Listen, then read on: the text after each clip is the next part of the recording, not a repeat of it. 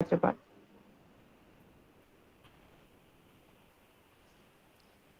Before we proceed, one second. Okay. Before we proceed, let me formally introduce our speaker for the day, Professor Maya Dodd. Professor Dodd received her PhD from Stanford University and postdoctoral fellowships from Princeton University and JNU. At Flame University, she serves as the director of the Flame Center for Legislative Education and Research, a collaboration with the PRS Legislative Research Institute, Delhi. She has previously chaired the Center for South Asia, the Writing Center, and the Department of Humanities and Languages at Flame. Her research work has been focused on digital humanities, South Asia studies, and questions of archives and archiving in cultural studies. May I now invite Professor Dodd. Thank you so much, Akshata, for that. And I really appreciate being invited by the research scholars at the University of Hyderabad. Hyderabad is a very, very important institution in contemporary India, not least for the memory of Rohit Vemula. And in that spirit, I hope to spread awareness about resources for graduate students, a sense of possibility in the digital world, and to know in that sense that, your campus is not the end of, what is possible.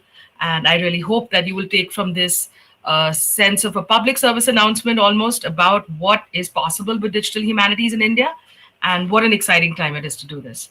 So with that, I will share screen. Yeah, and hope that everybody can see this. Is it visible? Yes, it is. Yes, I can see. Great. Fantastic. So first things first, why an English department? Why did digital humanities have anything to do with English departments? I imagine you might have an inkling from an earlier series of talks, but I'll just sort of run over this territory as a kind of 101 to anyone who might be new to the field and maybe a little bit confused about its locations. So as you know, humanities disciplines are premised on working with text.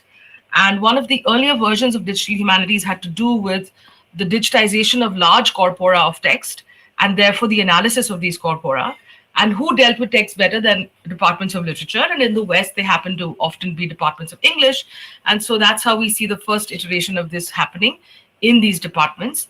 I think many may be familiar with the story of Father Busa, who was a Jesuit priest, who in the early days had started a punch card system, again, for sort of classical analysis.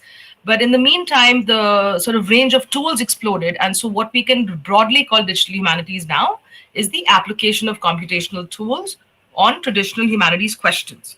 So this is sort of the reason as to why this may have been located, in an unexpected place. But really, these concepts are all interlinked. And I wish to kind of draw attention to the pillars, perhaps, that we should consider in thinking about how our own scholarship and such can benefit perhaps from these tools. Sorry, one second. And also how we can re-envision maybe several concepts, right, in light of new, what they call affordances, right? So new possibilities. Today, my talk will really focus on the question of the archive, but related to that are questions of who constitutes the public, what are the ways in which we make information and such available and displayable and discoverable, which is a question of infrastructure. The larger question of where the humanities are located today, which is in the kind of edge of the university almost now. And yet we know that we live in times of digitality where questions of what it means to be human are at the forefront of almost everything. And in the meantime, what we perhaps used to call culture is now being sort of recast as data, which brings a whole new set of questions about our privacy and its, provenance. So these concepts are sort of floating around the talk, but fundamentally, I will sort of land it on the question of the archive. So the flow today is really to sort of begin with a larger awareness of what constitutes, what is the place of archives in digital humanities, to offer you a set of resources to discover many of these for yourself, to sort of indicate the scale maybe of how, this is ranged from private to public to individual effort. So that evaluation, to see how it is that you can find your entry point in terms of what might be useful to your own work, which is your intention. And finally, the application of your question to this entire story. And I hope that we can spend the last 20 minutes or so just talking about that. So even though I know we've heard words like, net 1.0, 2.0, in terms of digital sort of cultures, we've kind of been through a lot already, and they've gone through many waves. And you can see, mapping, NFTs and blockchains, etc., had become much more, in popular parlance, much more available because of COVID. And when everybody was online, we sort of started listening and hearing a lot more innovation, right? Metaverse and all these things. Whether they failed or succeeded is time will tell, but essentially it indicates a shift away from what we've known. The first wave is really something in digital humanities terms that we could say had already crashed by the early 2000s. And we say that because if you think of projects like the Google Books project and such, which were digitizing, almost entire libraries and more, this was around the mid 2000s when those projects were undertaken and fairly, sort of substantially completed also. The second wave, and I assume you can read the slide, so I'm not going to read it. The second wave really coincides also with the rise of social media. And as you remember, the first iPhone is made available by 2007, and then of course gets popular later. Social media really begins around the middle 2000s also. So if we think of it in those terms, there's a different interpretive possibility with larger data sets that the second wave is offering. And the third wave really is about the use of tools to kind of now bring those data sets into new meaning. And I'm saying this word, which is, I know, very, very alien to folks in the humanities usually, like data set is not a pretty word, but let's just think of it as, information, right? And I think all information can be understood in various ways, especially, in terms of aesthetically also for our disciplines. But the question of how do we study this is very linked to a question Franco Moretti had asked, right, which was about the great unread. So the question was simple. It said that if the canon represents, let's say, 1% of what has been published, what about the remaining 99%? So in order to kind of appraise really the value of what we have deemed canonical, we do need to step back to actually look at what else has been in circulation. And so understanding things like networks and such became a part of it. So in a larger sense, you could say digital humanities spans, in today's time, the social question also of what it means to be human. In a slightly earlier iteration, it has a lot of analytics also tied into it. So works like the Atlas of the European Novel, etc., were doing a visualization, let's say, of where the plot of the novel takes place in Europe and stuff like that. And of course, there's the technology question, which is what do these new turns mean for society? So what has social media done to teenagers, for instance, and such? But the one I'll focus on today really is the question about archives, databases, and translation of this knowledge into a public sphere. So, I mean, there's a lot of ground to cover, but I'm focused on the question of archives, and I can hopefully draw you to other resources for other such questions. Sorry for this very messy slide, but what it is really talking about is the, again, range of possibilities that have been a part of digital humanities. So mining or mapping a text, such as with the Atlas of the European Novel, network theory relating sort of different data points in terms of how we have understood this information is also something that has come into place because of recent tools. And of course, the simple arrangement of information through timelines, databases, archiving, and re-rendering, right? What is the word? Remediation. Has been, of course, extremely useful. All of these skills hopefully can be afforded by different tools in digital humanities. To give you a sense of, again, what all has been done, and this is not just in India, this is around the world, is a lot of literary and analytics. This is particularly true of the canon. So unsurprisingly, you'll see entire projects like all editions of, let's say, Emily Bronte's works, or in the Indian case, Bichitra, which takes every edition ever written by Tagore and puts it on a digital platform to compare, versions and such. And then, of course, we have the larger sort of question of culture, not only literature, which Lev Manovich famously talks about in his book, Cultural Analytics. It's a tome of a book. But I think we needed the digital corpora to kind of have that analytics be done. So there was a link in a sense between the digitization 1.0 and then the analysis. And finally, of course, the creation of cultural archives, which is not only for study, but is really for sort of public memory. So the reason I'm focused on this question of, digital humanities as essentially one also of archiving is because I do believe that public history, public humanities, and what we deem sort of socially relevant is often going to come from presenting this information to a larger public. which means it exceeds academia, but it also takes the rigor of academia in order to produce that work. So very beautifully stated by Nishant Shah, the question of digital humanities is not, it has to remap the ways in which the conditions of life, labor, and language are changing. And I think for all the reasons stated, public humanities, public history, and for a whole new audience, these questions are very, very integral to how we think about this in an Indian context. All right, so I'm moving out now from the theory, the overview, to sort of the more specific question of locating digital archives. And I believe that to be one of the most important uses, really, of digital humanities beyond the classroom also. So the question sort of really begins with what a digital archive is. And is it an analog archive that was digitized, meaning that there was a separate sort of two versions of the same? Or was it something that was basically born digital, right? It never had an analog antecedent. Now, a range of questions can follow from this. And this is where I link the talk really to the question of a digital commons, because I do believe the question of open access is linked to how we display these archives and make them discoverable. And there is a much larger question of democracy that is linked to these two activities.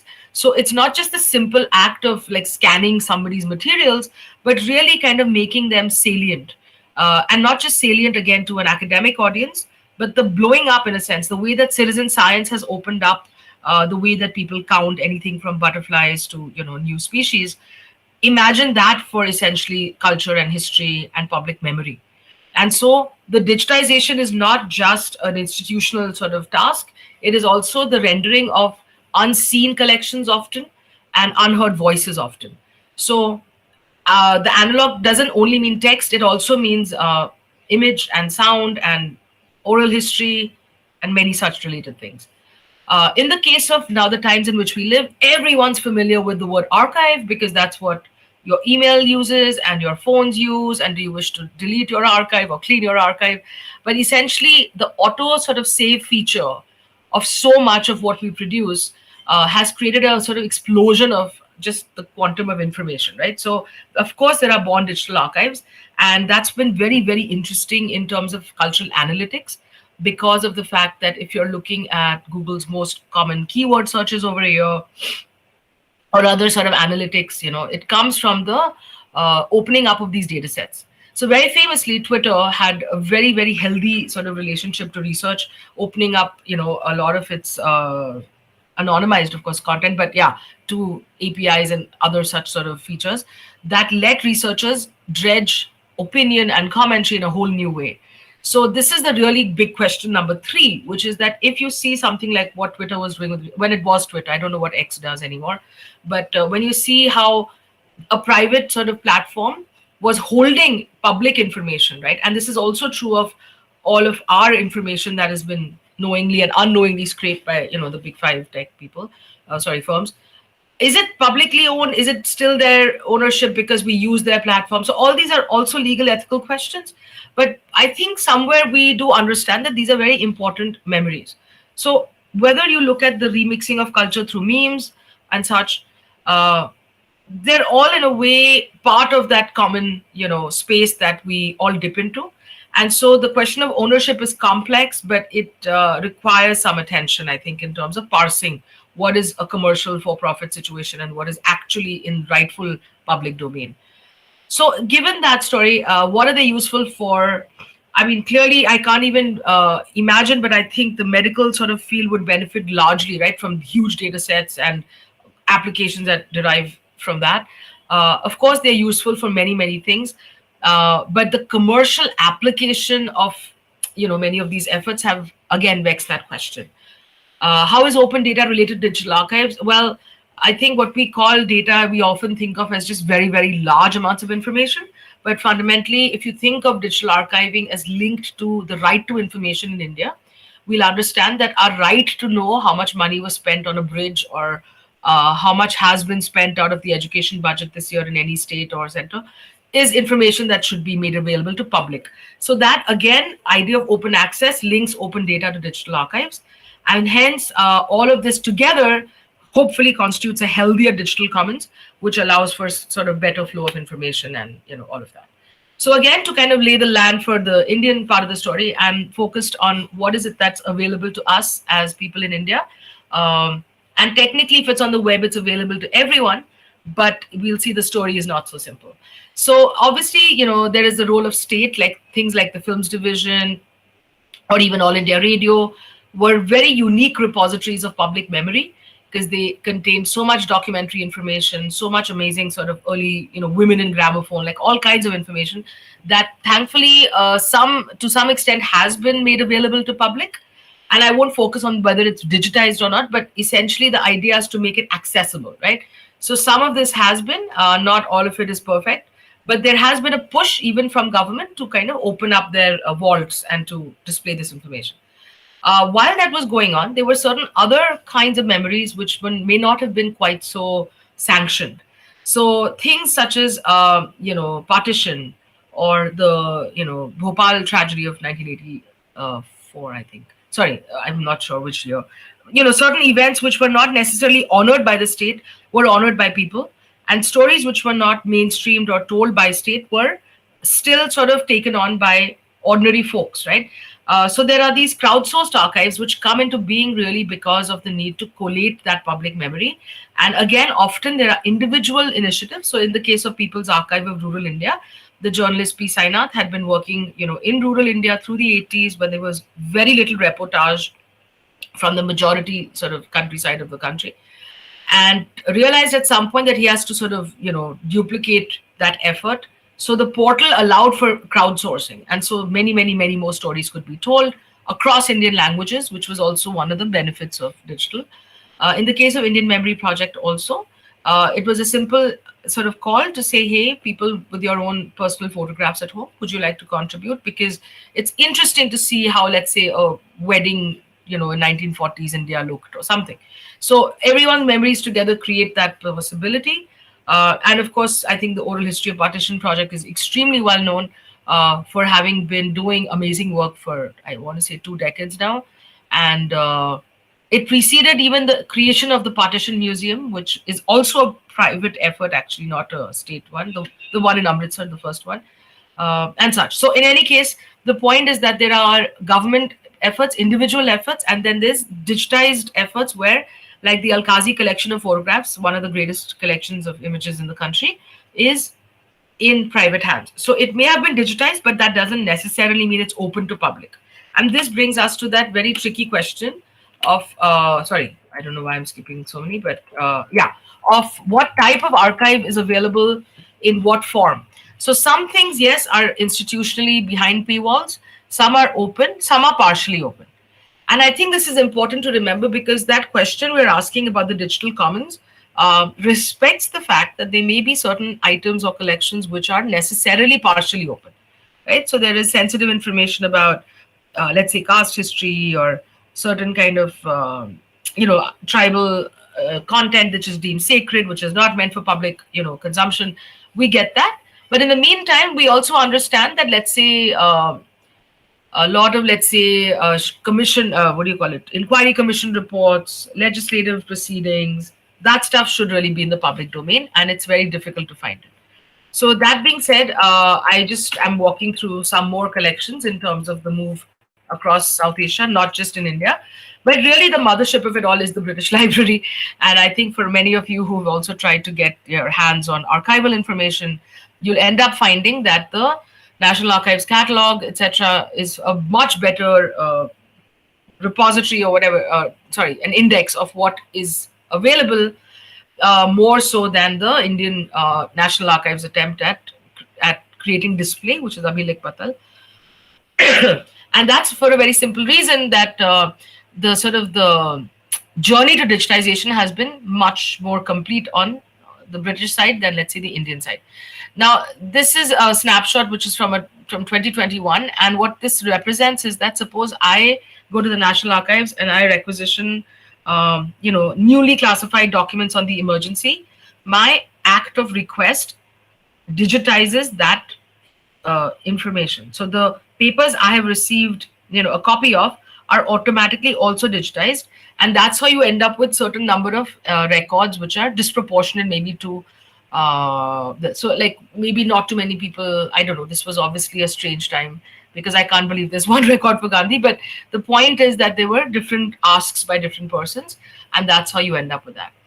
All right, so we realize that there is a very uneven ecosystem, and this is now got to sort of be patched together to really understand what the landscape looks like. So what we see is that you have efforts across, of course, state institutions, official and unofficial collections, individual attempts at collation and creation, and of course, the university system. Like for instance, Jamia has done a fantastic job of Premchand's archive. So there are sort of efforts, but I'll tell you what the problem has been and why again our commons is sort of yet being built. And the reason is, again, as you look at this sort of very strangely classified catalog, but let's say we take the question of audio archives, right?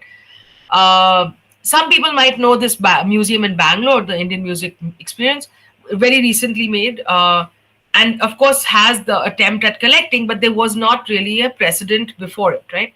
So when you see, for instance, the AIISARCE collection, the American Institute of Indian Studies collection, it's existed for, I want to say, about 40 years.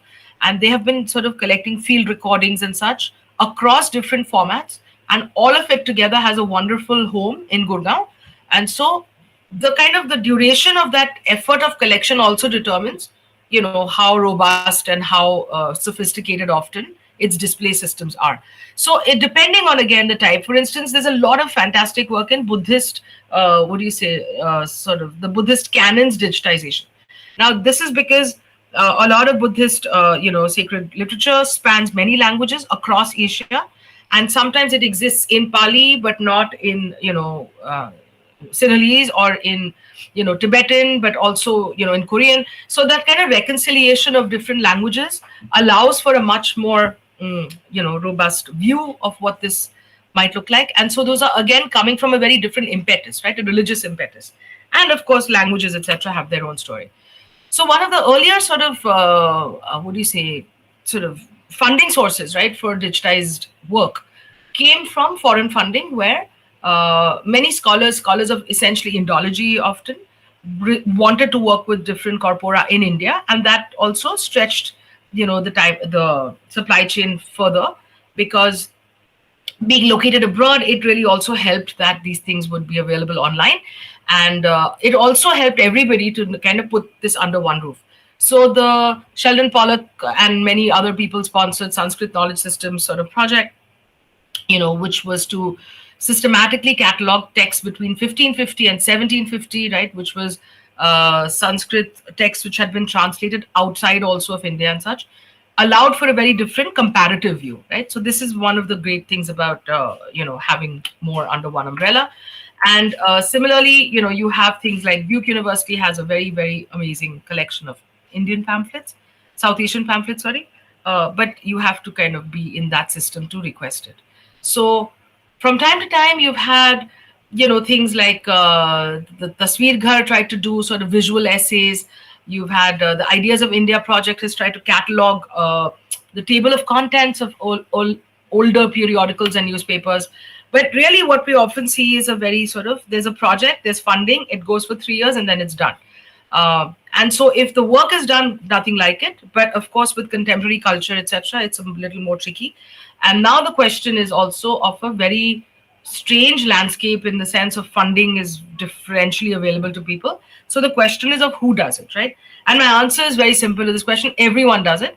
And with whatever capacities they have, we can do a lot with archiving in the digital.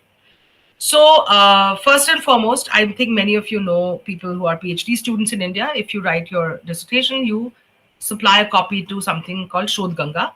And that has allowed for a new space for, again, work across different universities, etc., to be accessed by everyone here. What is interesting, though, about these new platforms is also the way in which they are now allowing for multilingual information to hang. So for India, it really matters that we support languages other than English. And a lot of what was done in the name of digital humanities, as well as other such sort of cultural work, often came out of English. Now, no problem with that, but obviously we need to sort of go beyond for our own needs. So and I mentioned a wonderful colleague, Shouvik Mukherjee, let's say if he received money to digitize the Scottish cemeteries, etc., that created a project. Now, that was a funded project, but alongside that, what he also did is on a very, very low shoestring, did an institutional history of the university in which he was teaching with his students, which is Presidency College, which became university. And so, whatever 100 years of that institutional history are now on this website. It's using essentially a free tool called Story Maps. And sorry, what you see essentially is the visualization of that institutional history through the story map. So this is a free tool. This is a funded project. And in the case of Bichitra, it was our really big kind of state intervention to create digital heritage. But I can't think of too many efforts after Bichitra. And Bichitra is very dated in terms of its timeline. And the fact that it wasn't followed through with yet more is a little disturbing, actually. So, sorry. So, therefore, what do we do if we're not getting funding and money to necessarily make big projects? Well, we start in the classroom, right? And I just want to sort of share with you the unique relationship that libraries have with digital humanities, because often libraries understand where catalogs are or what has been digitized and what can be rendered. And consequently, what we actually end up seeing is this kind of ability to re-render, right, across these different media, the same collection. So, like for instance, I'm just going to sort of be a little quick now in finishing. Camera, which is the Queer Archive of Memory and Reflection, is now housed in the National Law School Bangalore's library. So it's kind of like this has come from the streets, from the outside world, but it's best housed in a place that it can be accessed in by people, and there is an honoring of the differential access, concept.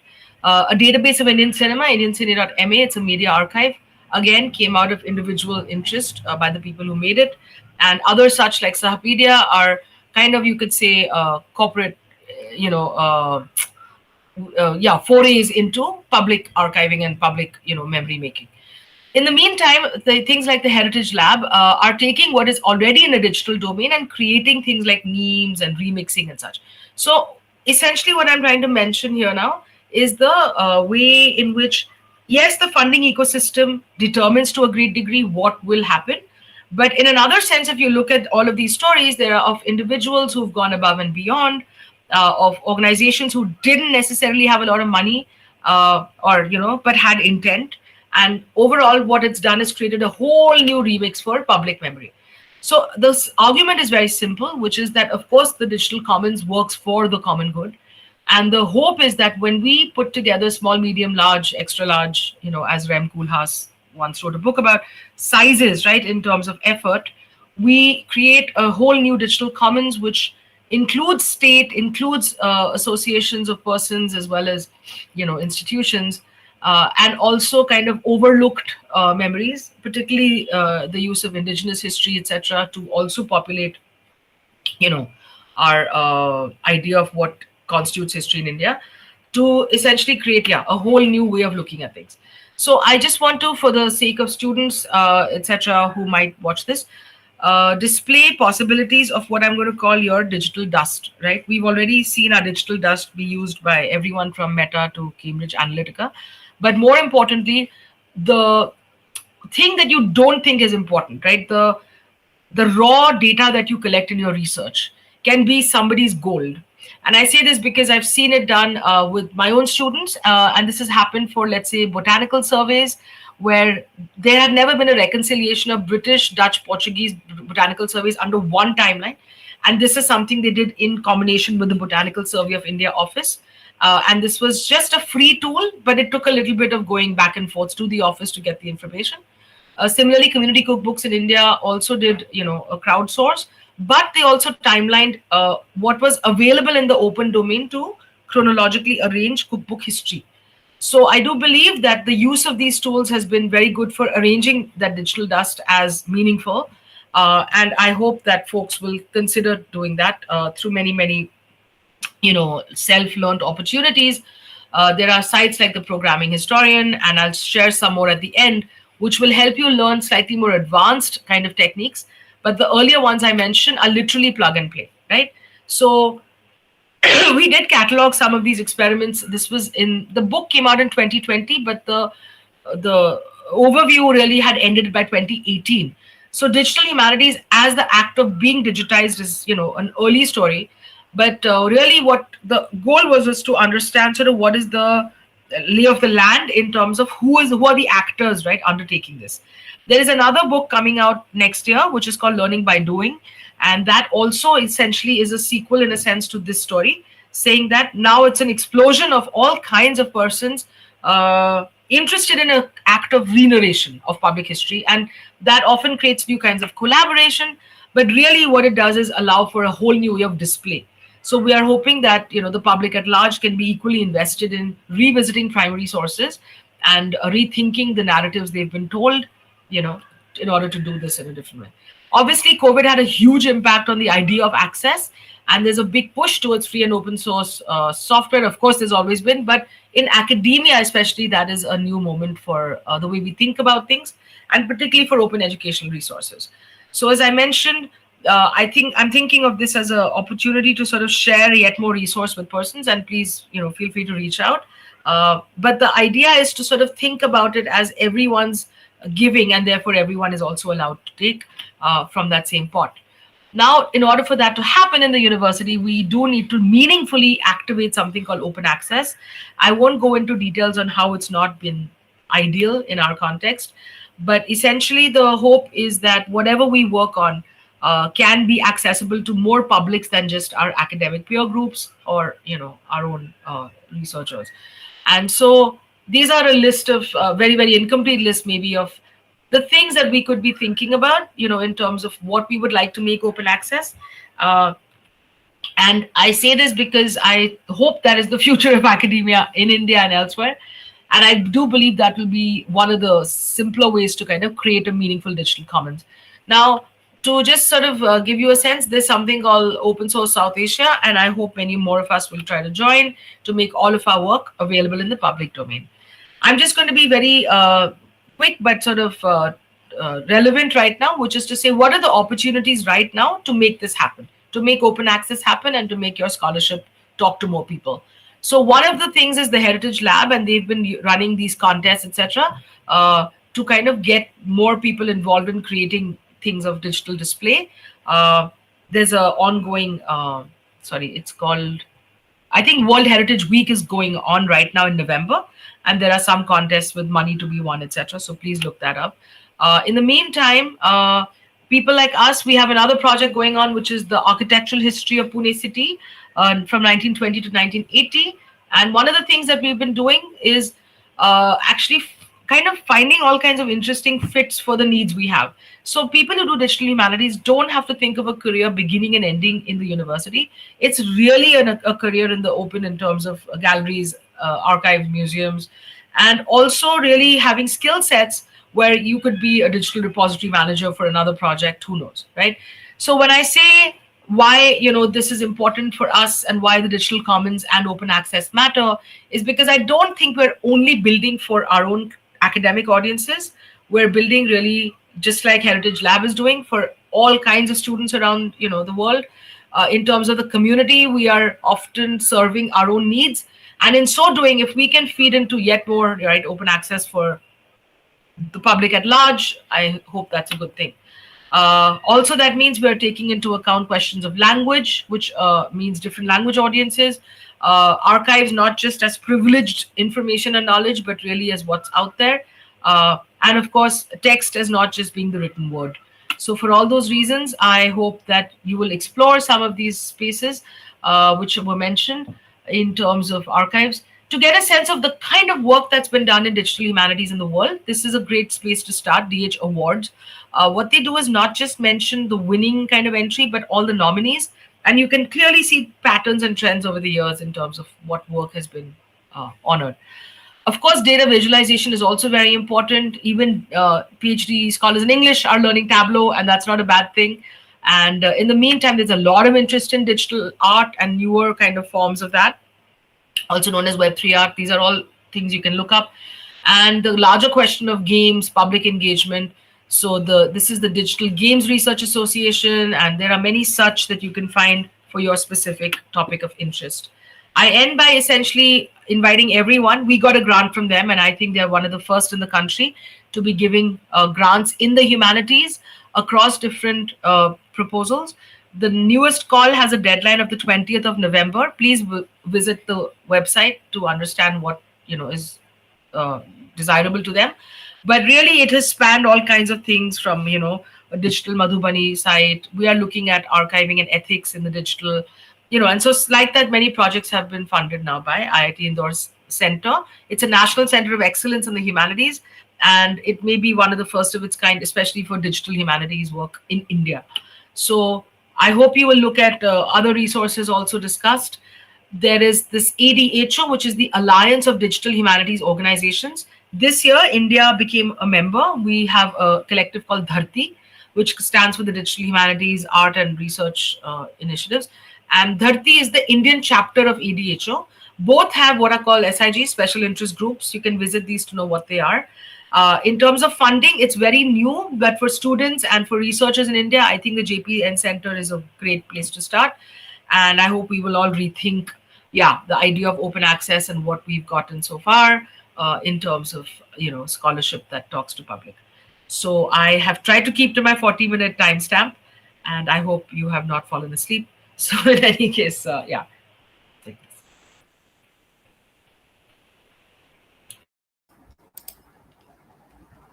Thank you, Professor Dodd. That was amazing.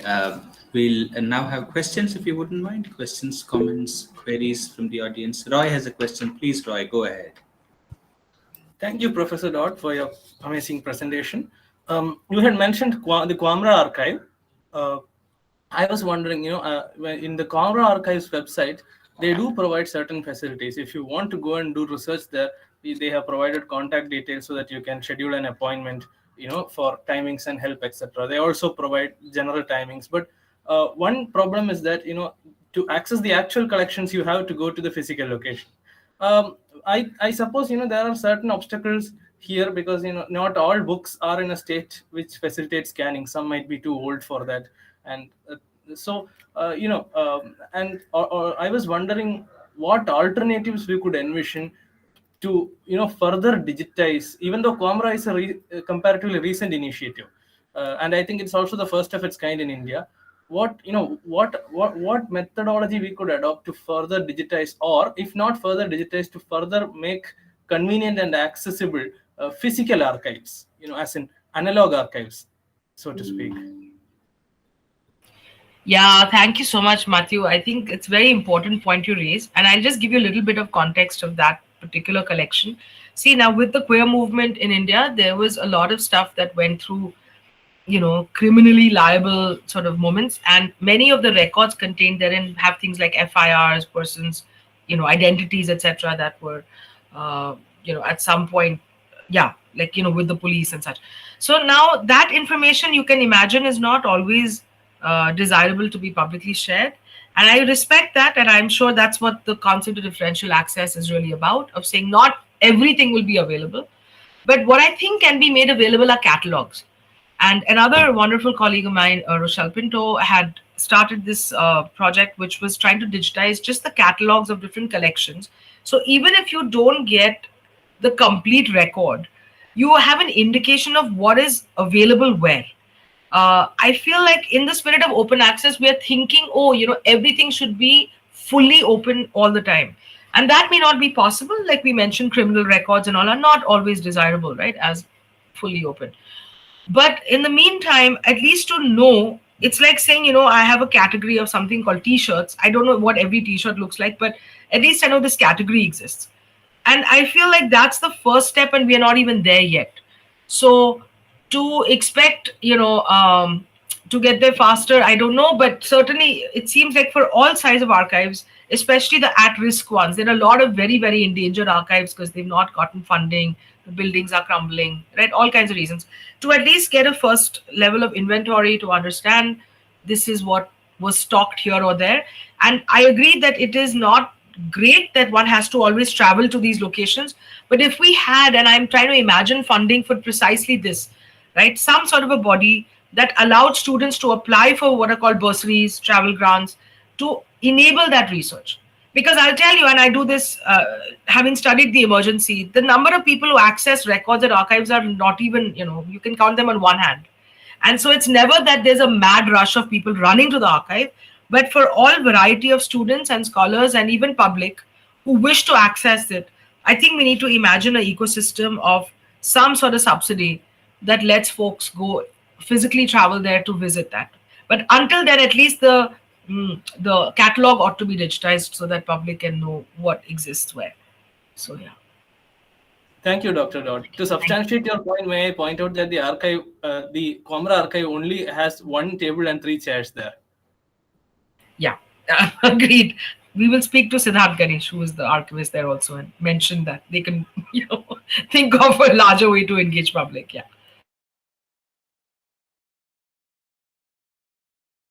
Professor Dodd, just to add to Roy's question and your, as in you mentioned the ideas of India, you listed the ideas of India database by Rahul Sagar, which is a collection of periodicals, mainly from the colonial period in the 19th and the 20th century. But then again, the problem, as in I work on Anglo-Indian periodicals from the same period. But then again, the problem is that you have the catalogs mentioned, and it's a giant list of several periodicals.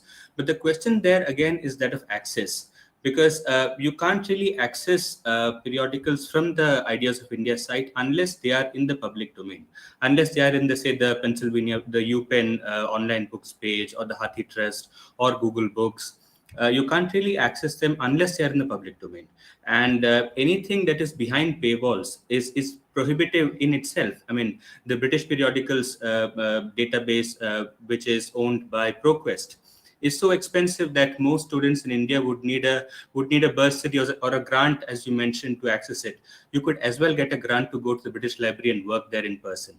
So while as in this more like a comment than a question, and I was really it was great that you mentioned the Ideas of India database, which is great work by Rahul Sagar. But then ultimately, it boils down to those age-old repetitive questions of access and prohibitive costs and things of that kind, I would believe. No, absolutely. I think that because many of those periodicals are out of copyright, this should not be a problem, to, like, the way archive.org and such place things in the public domain. I'm not sure why. Yeah, you're right. Like, it's really difficult to get, especially to newspapers. Everything that is owned by, let's say, a newspaper house like the Hindu, Times of India, seems to be behind a paywall. And so I guess they put a lot of money into digitizing their own archival, sort of work, but it should also by some right be in the public domain, right? I don't know how to fight this, but I certainly do know that in the Australian case, and Australia is a country that has a public, university system, right? The money comes from government. The creation of Project Trove, which digitized all Australian newspapers. I mean, it's a small country, but there's still a lot of print, in terms of from the preceding 2 centuries to now. Put that in the public domain, got people really interested because, let's say I live in Adelaide, I'm looking at my local newspaper, and there's this kind of story about this place that I live in. But, there's a sense of connection, right? Across time, even across spaces. But those projects were funded by government. So if you ask me, if there was one project that could really kind of make this happen for all of India, it would be something like Trove for all Indian newspapers. Because it is unfair in some sense that we are still like looking at paywalls when all of this is out of copyright. It should not be behind a paywall, actually. So yeah, Shubhanu. Professor Chatterjee, please go ahead. We have Professor Subhanu Chatterjee from Delhi University. Yeah. Please go ahead. Hi. Hello. Sorry, I'll just, there's some problem with my camera. But anyway, thank you again for your talk. It was nice to hear you again. I just have a very basic question. Open access, one of the obvious problems, it seems to me that while it's wonderful that there is a proliferation of sites, it's the old question of the reliability of the information, in the sense of how, as researchers or just as public who is interested, how do we know that this is credible information, this has been researched properly, and in other words, it has been curated. So, Yeah, so totally. there's this concern that yes. Yeah, So yeah. this is just it's an old No, thing. no, I think this is exactly the sort of the point of transition, right? In terms of 20th to 21st century that happened. The old sites of authority are no longer the only sites of authority. So that means we will look at a newspaper for the veracity of an event taking place, but it's not the only way we get news. So we are also getting it through breaking news, through Twitter, through all of it. And somewhere there's a reconciliation of these platforms and these different sites to making something into a valid fact, right? And it could often be, we live in a time of very questionable facts, but it could well be that something is even debunked later. It could be, and this happened during COVID. We saw so many crazy things going on. But the fact is that when we've had a history of institutions with authority, and they are newspapers, they are archival, sites, meaning institutional sites of archiving and such, it was definitely the first stop, right, in terms of this. Now, I'm giving you my example. This is when I went to the Nehru Memorial Archive to look for information about the emergency. There was nary a page to be found. And that is the problem, because it doesn't mean the event didn't happen. It's an institutionalized memory site, but there was literally no trace of this for convenient, whatever reasons. However, there were traces of it in other sites. So I think, like good, digital researchers, we have to sort of multiply our checks and go into many such sites. But this is why that point about accessing or being able to access newspapers without paywalls, right? Being able to revisit primary sites of historical information. I understand and respect copyright and everything, but stuff that's out of copyright, I mean, it's ridiculous. We can't even get to that. So I think as researchers, we are comfortable with history. Contemporary stuff, I don't, know what to do with anymore. So thank you. Can I just Yeah. ask a little follow-up? Yeah. This reliability of information while you were speaking, as you know, for instance, now what is happening on what is called X. So if we look for an archive later, and if our primary source of information is X, and we look for an archive later on, say, the conflict in Israel and Hamas, there is so much of misinformation there. And yet, for many people, as you know, that is the primary source. They are not going to read anything else. So if somebody were to digitize that, well, it's already digital. Yeah. I mean, if somebody were to archive that, Yeah. that's it. Yeah. No, I've been reading about parents in the US being told to tell their kids not to sort of be on TikTok for the next, because of the amount of misinformation, right? The graphic nature also of this misinformation. So what's very interesting in terms of news in our time has been that every reputed news desk now also has a fact checking desk. And the fact checking has become part and parcel of the news cycle. And there's a very fantastic organization called Tattle, which has been tackling this question of misinformation and disinformation in India. And this is especially, they're gearing up for the elections next year. And I do believe this is one of the most alarming kind of problems of our time, because a bad series of rumors can create real havoc. So I think that between the newspapers and all getting smarter about having fact checking in the first place, and people also perhaps being a little more savvy now about not believing everything we see as real. Like there's a sense of skepticism you need to take with you. I believe that there is a basically multiply how many places you're checking for the same thing, right? There's no way around it. So, but thank you for drawing attention. It's a really important problem. So yeah.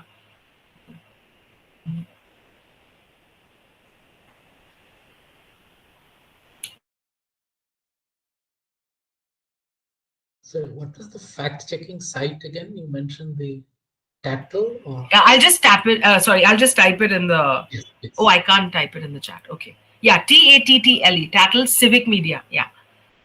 1 second, we'll enable the chat box. 1 second. Okay.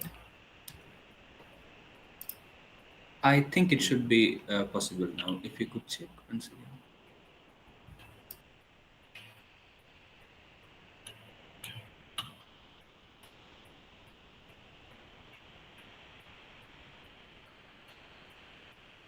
I'll just paste those links in the chat. So one is for this particular organization, and the other is just sort of a, it's like where different courses can be found for what might be relevant to people's research interests. That is also now in the chat. Yeah. Yes, please go ahead, Labuni. Yes.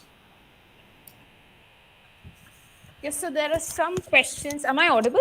Yes, yes, yeah. Yeah, there are some questions on. There is one question on YouTube. Mhm. So I'm just reading it out. It is from Shweta Sachdeva Jha. She says, "Thanks for a great talk. I had a query on infrastructure. Are there OER for students who are proficient in languages other than English?" Wow. Yeah, we wish there was a lot to sort of boast about.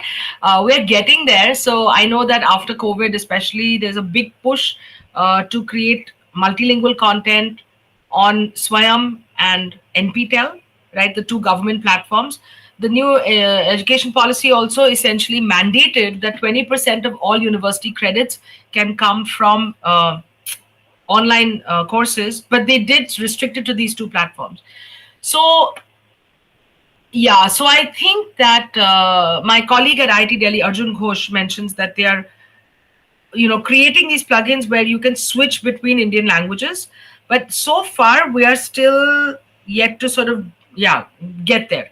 There are lots of, I think, attempts, and there's a recognition. Actually, that's the beautiful thing about the NEP is the recognition that every person in this country has the right to give an exam or to at least have some medium of instruction, which is their mother tongue, and it doesn't have to be only the sort of recognized schedule 22 languages. So because of that recognition, we are now on the sort of brink of yet more unleashing of OER and even engineering and medical content, right, in across Indian languages.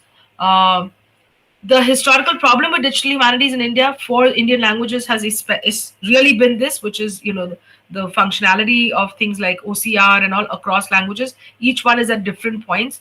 But now with the arrival of AI/ML, as literally you could call it like national mandates, especially to technology institutes, the recognition is that we need training sets in Indian languages for which we require much better, OCR, and of course.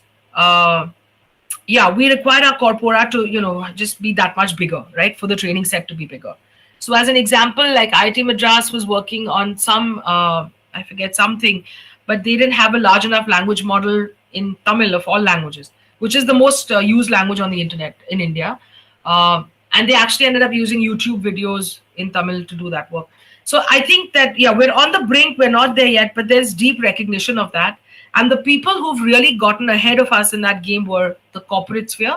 So Meta, I want to say 2016 or so, by 2016 had functionality in over 100 languages.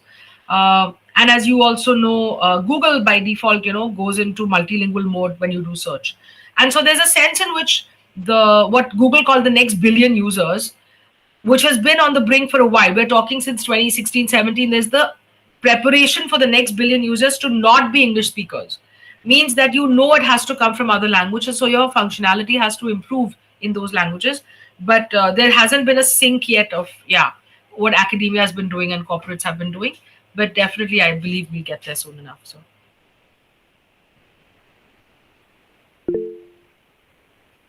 Yeah, Lavani.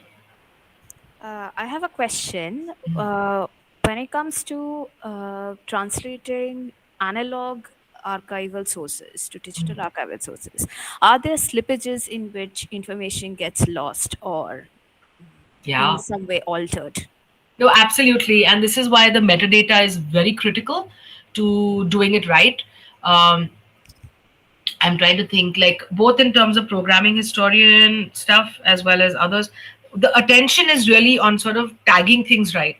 And it's the tags which let things get discoverable. So let's say that the fields of entry of how the metadata was entered in the analog themselves are problematic. It's happening a lot in terms of the decolonizing this and that movement, where a lot of metadata entries are not being seen as desirable. So there used to be a category in the Library of Congress, for instance, which is enslaved. I think it was enslaved persons or something.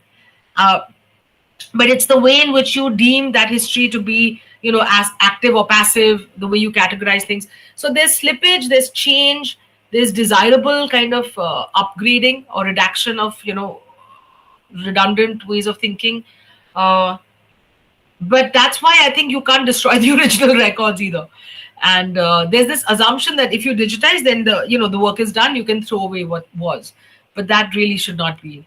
And in archiving terms, at least 3 copies are needed. So let one be analog at least. But slippages are unavoidable. It's more about how we wish to, I think, carry the information forward in the digital world for search specifically. Thank you, ma'am. Thank you. Hi, Meenakshi.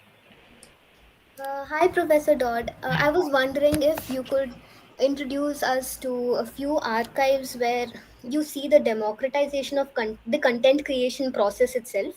So, do we have, those who are represented actually archiving your own stories? I guess I'm talking about some sort of a crowdsourcing project over here, maybe, but I'm also thinking of things like Khabar Lahariya. I know it's not an archiving project, Yes. but then you do have rural women who are reporting your own stories. And Absolutely. I know it wasn't digital until recently, and it was started off as a newspaper. Yes. But can you give us some examples of maybe projects that exist out there where you have this, democratized process where people who are represented are doing the representations themselves? That's really the toughest go. And I want to not toot my own horn here, but we did try. We got a grant from the British Academy. It was called the Ownership of Public History in India. And that was exactly the mandate, which is how do we get people to tell their own story? You would think this is actually very easy. And it's one of the toughest things to do. And I'll tell you why. It's so simple. There is always a suspicion about my story versus your story. So, one is, why did you get picked to tell the story? Why? Who is going to be hearing the story? Who is the imagined audience for this? And so the closest I can come to really are oral histories in terms of the raw capture. I will direct you to a project called Oral History Narmada by Nandini Oza, and she had been in the region when the Narmada Bachao Andolan movement was, at its height, and also the dam was beginning to be built.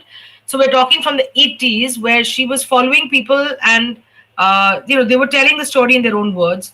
She's going to read, and that, by the way, went on to YouTube and is also a book. So it's a multimodal effort at capturing people in their own words.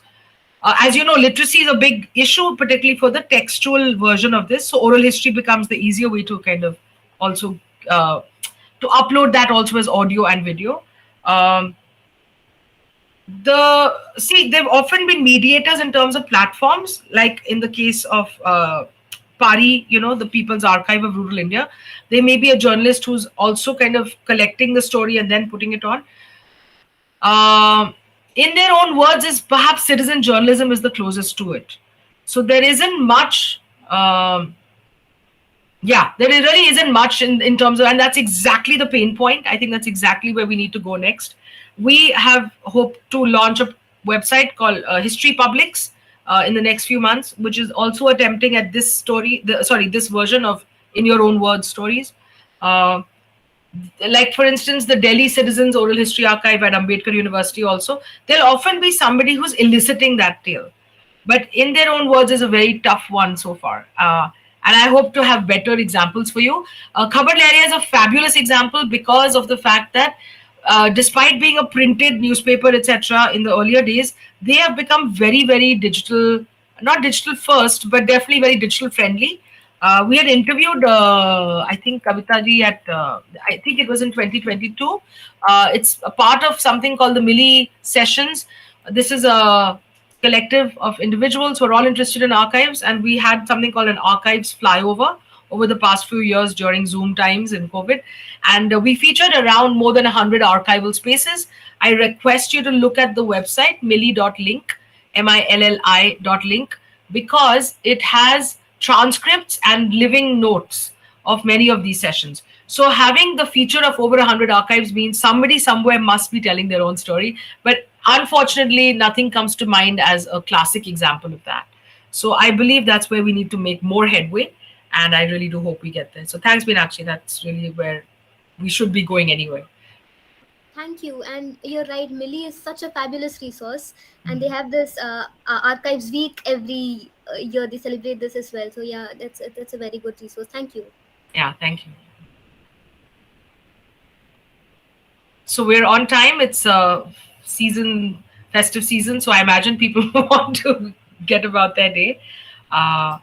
Yes, But Professor Dodd, if there are no more questions, we'll conclude the session with a formal vote of thanks by Saurav, who is a PhD student at the department.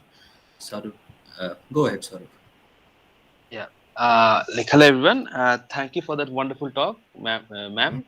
It was a really enlightening and enriching talk for anybody, and I think for everybody who is into digital humanities and people who are also not and who might want to start looking up things in that particular area. So I'd like to bring the formal vote of thanks by thanking first of all uh, Maya Dodd, who graciously accepted our invitation to speak in this lecture. I would also like to thank the audience for their wonderful interaction with this speaker and the number of questions we got. Finally, I would like to thank the IOE Indian IEEE Online. Sorry, my mistake. The coordinators, Dr. Professor Anna Kurian and Pramod K. Nair. And lastly, thank you to everyone who joined.